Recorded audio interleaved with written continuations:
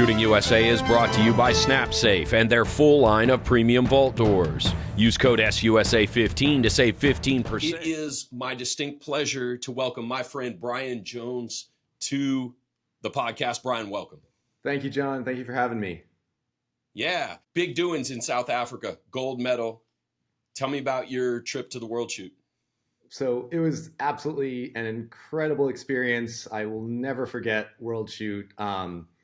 It was the whole culmination from the years and years of qualifying to actually physically getting there with all the equipment successfully, and then getting through a really long match.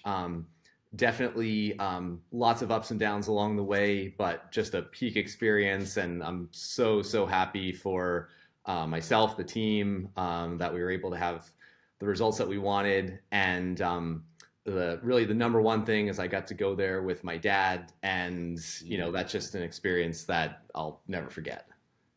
Yeah, your dad is an icon. Your dad, my friendship with your dad goes back to the beginning of when I started going to USPSA matches. So how influential is the great George Jones on you becoming the shooter you are now? So I started shooting with my dad in 1999 when I was 11 years old. He just wanted me to be safe and know how to behave around handguns. God forbid anything happened out in the real world, just to know how to respond to that. I really enjoyed it and wanted to keep going. So we would, as I was a teenager, go to local matches once, twice a weekend. Did a lot of shooting growing up. Right now, life is definitely happening. I have a 8-month-old daughter. I'm running a business. So I made it a point to really make sure to put in the time for shooting when I do have those spare, minutes late at night or whatnot. But at the award ceremony, I told my dad, we did this because, I'm doing the shooting. He's been a humongous part of making this all happen. And the work he does behind the scenes to allow me to compete, I'm just so grateful for that. And it's just an amazing thing to be able to share with him, go on all these trips and go on these competitions together, go to practice every week. So I'm just really happy we got to share this. And it took a lot of convincing to get him to go to the World Shoot because we thought it was going to be a much more harrowing experience than it actually was. But I'm glad it all worked out the way it did, and just so great to have that support and to be able to share those memories. Magnificent. He's one of the good ones for sure. Tell me about travel to South Africa. That's been a question I've posed to everybody, especially for the open division shooters. You can't just show up and get match ammo. You have to bring your ammo. Most of these guns are tuned. Tell me about your travel and how you got your ammo. Yeah, so number one, want to thank John Vlieger for all the work he did trying to get the ammo there. I know that just the logistical and bureaucratic hurdles were insurmountable in a number of ways. But in the end, what we did was just brought the ammo we needed in our luggage. We had to do what we had to do and just keep our fingers crossed. I'm glad everything worked out. But that was just one of many things. Looking back, you kind of have to laugh at it, but at the time, it was very stressful thinking that I'm going to perhaps be shooting the most important match of my life with questionable ammo. So I'm glad that all worked out. Yeah, no doubt. The format, 5 days of competition and their partial days. This match moved very quickly, as everyone has said, but staying dialed in over the course of 5 days, where typically a national here in the States is, 3 half days. More challenging, less challenging? How did that work with your game? I really liked the format. I liked the very fast pace of it. It was kind of like a sprint every single day you were there. Shooting those stages in less than 2 hours.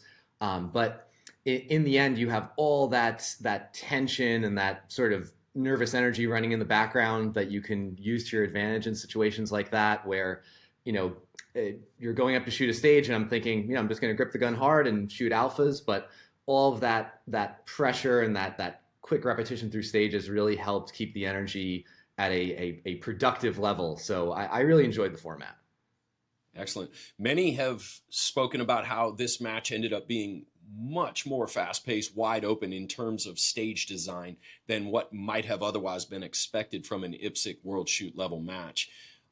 Did you find it that way? I mean, how did that play into your game?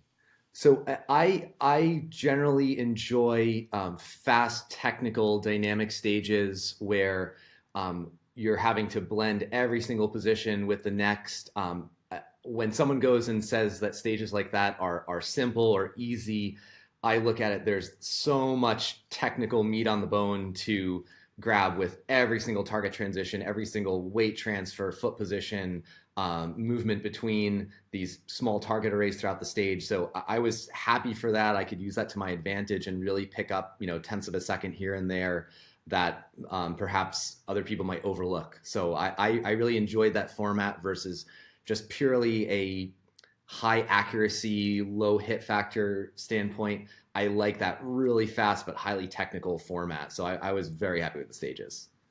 Yeah, and obviously it paid off in gold for the team, and everyone did very, very well. Dominant performance across the board, all age groups, and so on. So, um, anything else about the match that jumps out at you as memorable or challenging or worked well?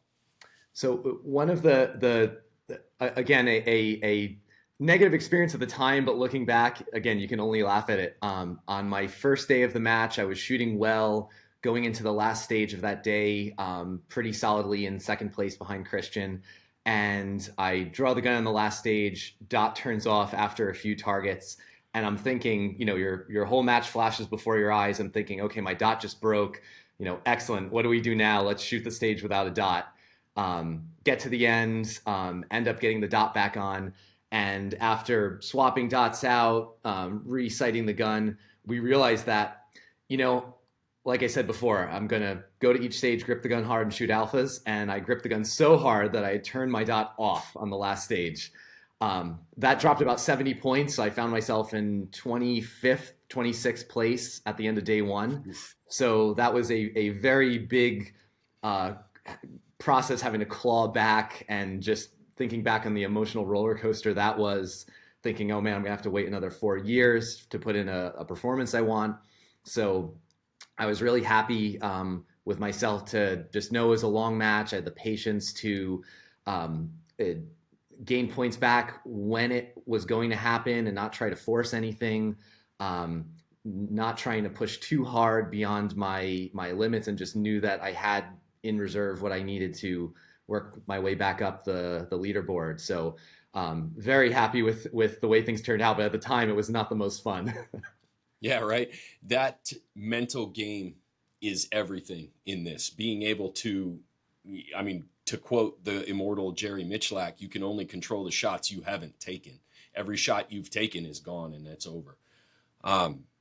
For you, how important was it to be squatted with the other members of the men's open team? And were there benefits related to having the four of y'all together on the range at the same time? Oh, absolutely. I mean, I couldn't ask to have shot the match with a better group of guys. I mean, Aaron, John, Christian, they're not only the best or among the best shooters in the world, just the tactical mindset that everyone brings and can work together on stage plans, just supporting each other through the match. I think we all boosted each other's performance in a big way, just knowing that we had that great team dynamic. We worked together so well. My dad, Christian's dad, both worked to watch scoring and delegate out on that. John's dad was there, just allowing us to think, okay, no one's going to go and grab our bags and move our stuff. We were all working together. So really grateful for that, and just so much fun to be able to share that experience with those guys and our families. And yeah, just very, very happy with that format, and proud to have qualified with them. Yeah, absolutely love that. After it's all said and done, we have the success now, and we're in the awards ceremony where you all will stand atop the podium with the flag, and the national anthem is going to play. This is literally the Olympics of practical shooting. Talk about that moment for you.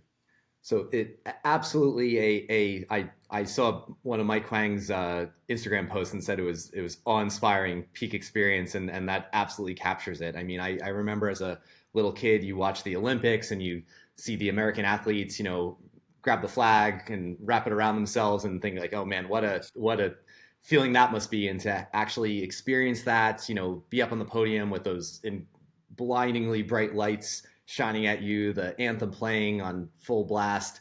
That was just absolutely incredible. So it really capped off just an amazing experience, and again, just all that pressure release from the tension of competing, and then you finally reach the finish line, and it's the first time you've relaxed in weeks or months even. So yeah, I was just so awestruck at that experience. Beautifully said. I've thrown this at everybody else. Tell me a highlight of your trip not related to shooting, something you ate, something you did, something you saw. So I definitely had the attitude where, okay, we're here to compete. I'm going to not just be, shooting at the range and then relaxing. I did a ton of dry fire back at the room, a ton of just stretching, making sure my body was in good shape.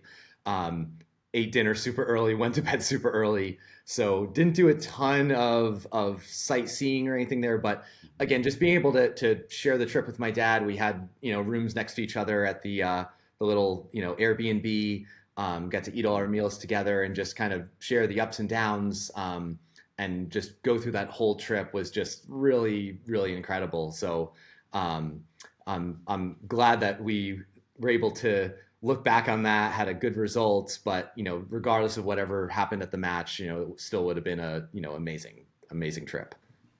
Wonderful. Excellent. Let's move forward to Race Gun Nationals. We're 3 weeks off of that now. Magnificent performance on your part, second. And I think you moved your way into second on the third day. Tell me about your match there in Utah. Yeah, so that was a really interesting match. Day one, I was in second. Day two, I was in third. And there were 4 or 5 of us that were right next to each other. Christian had built a pretty good lead, and by day 3, that okay, we're not going to be able to catch Christian without something crazy happening on his end, and you can't control what another shooter does. So sure. I believe John, Aaron, Mike, and I were going back and forth pretty much every stage. And you basically spend the day, you're just laser focused. That you really just have to do the basics on the stages. Grip the gun hard, shoot alphas. Don't try and make anything happen. And I knew during that day I'm going to make solid performances. There will be a stage or two where it all just comes together, and I'm able to get that point spread that I needed to get into second. And second to last stage ended up having a really just super flowy, performance. Everything, locks in together. Had a really big margin on the stage win. And then going to the last stage, I know, okay, I have my lead now. Let's just really, really shoot the alphas out of the targets and not give up any points on that last one. Shoot it conservatively. So, yeah, it's kind of just like at World Shoot. I knew I needed to get those, really good performances in, and you can't predict when they're going to happen. You can't force them to happen. So, just think about the fundamentals, stay laser focused on every little thing, stay relaxed. And I'm glad it all worked out. But, competing with those guys is just so much fun. I mean, no matter who wins, who loses, it's just a privilege to be able to be out on the range with all of them. Same thing, sharing stage plans, working together, even though we're in really close competition, a couple points away. It's just such a privilege to be able to be in that company and shoot like that. What a quintessential Bryan Jones answer, man. I really like the analogy of super flowy, because that touches on the blending of positions, the shooting on the move, but at the same time, there's an attack mentality. You have a physicality that is almost it's almost hidden because it seems so smooth.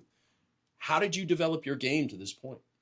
So I remember as a teenager, early on in my shooting career, you watch someone like Eric Raffel, greatest of all time, undefeated for decades. And he's not the most hypertrophied guy. He's not super muscular, but just the smoothness, the efficiency of movement, every little detail is just perfect. So I've always focused on mobility. I want to have the biggest range of motion with control.